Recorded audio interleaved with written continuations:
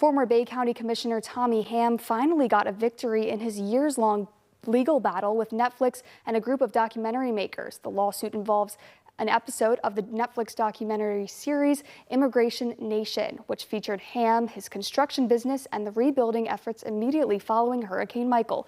As News 13's Grace Velez tells us, a judge has agreed Hamm's defamation lawsuit against Netflix should move ahead in court.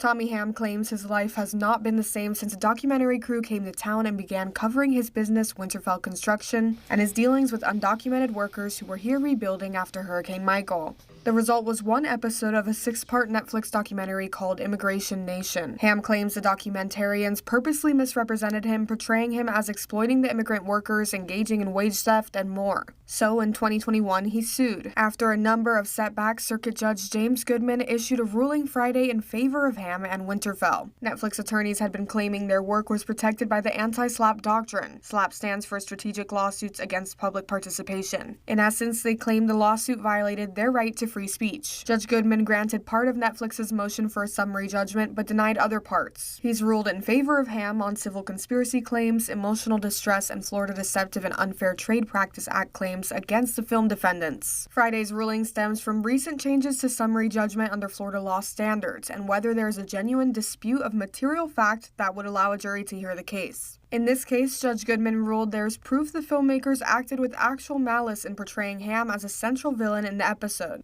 Record evidence indicates that raw footage was potentially manipulated and that the film group even staged and rehearsed certain scenes with immigrant workers, telling them what to say and how to react in various situations. The court noted there were potential fabrications and manipulations within the documentary to enhance its dramatic effect, compromising its factual integrity. Specifically, instances where the filmmakers knew Hamm was not responsible for workers' unpaid wages and purposely left that information out of the episode. Judge Goodman ruled that facts such as these now show that a reasonable jury could absolutely look at the evidence and say by clear and convincing evidence these things happened. This is a win because it gives Hamm crucial leverage moving forward as it proceeds to trial. In a statement released to News 13, Hamm said, "The outcome of this case is what I have been saying all along. I will let the court order speak for itself and look forward to our day in court."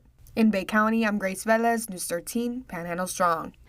Anything is possible here. Netflix could appeal this most recent decision. The two sides could maybe reach a settlement, or the case could move forward to a trial. The trial has been tentatively scheduled to begin December 14th.